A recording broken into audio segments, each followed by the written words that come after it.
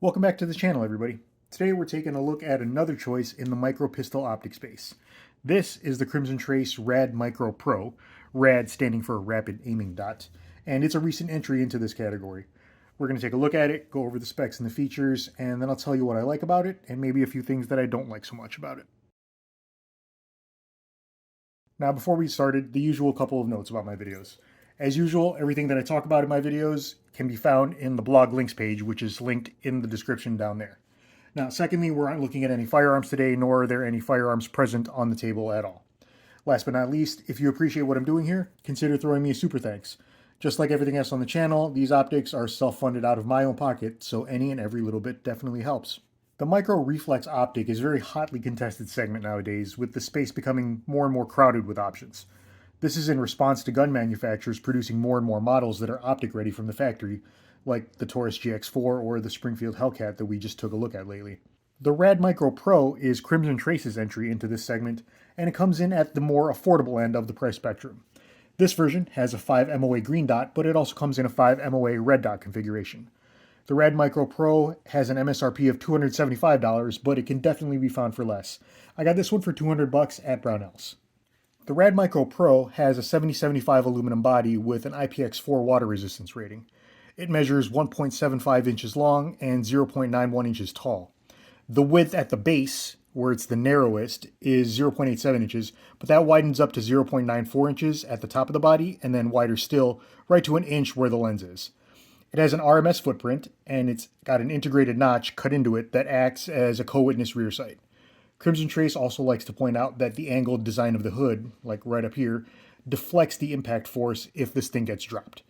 Now, inside the body is an LED that projects a 5 MOA dot onto the glass-coated lens.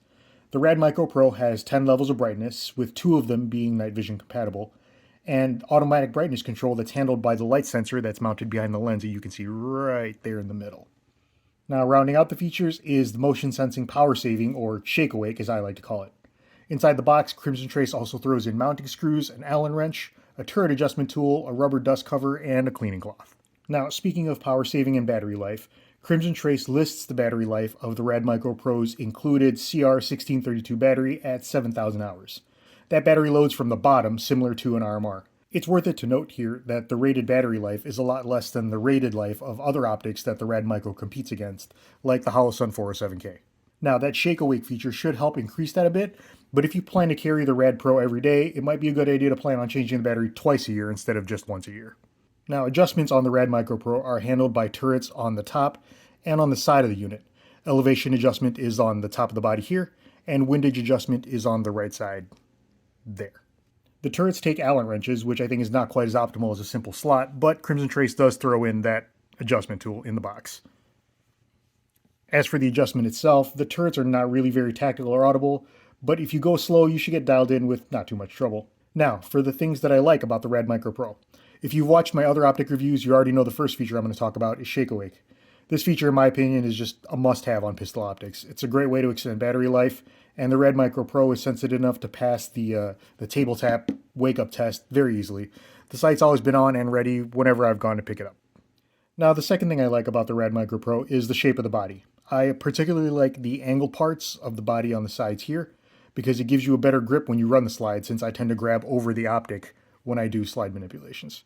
Now, the last thing I like about this is the price. At $200, this comes in at the lower end of the price spectrum in terms of pistol optics, and in that space there isn't a lot other than that Swamp Fox Sentinel to compete with.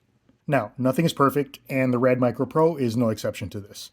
The number one thing that I do not like about it is that automatic brightness adjustment.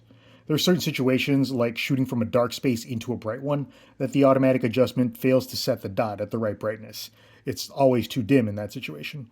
I understand the reasoning behind automatic adjustment, but I just prefer a nice manual adjust with a button lockout, kind of like the Holosun does.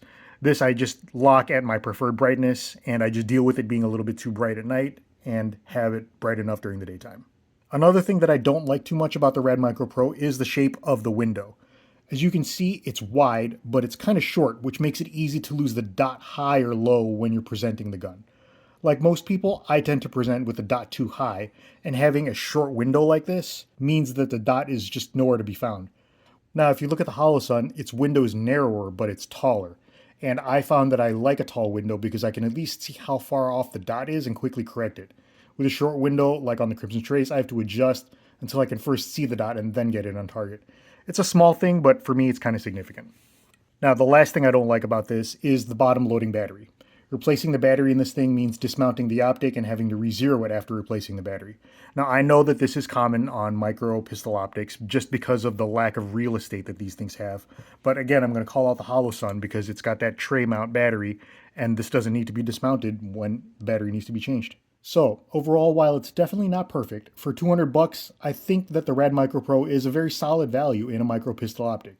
If you're looking for a micro optic in this price range, and especially if you're okay with automatic brightness control, then this is worth checking out. Now, if you're looking for something that has manual adjustment in the same price range though, there is that other option I mentioned earlier in the video, and we're going to take a look at that in the next video.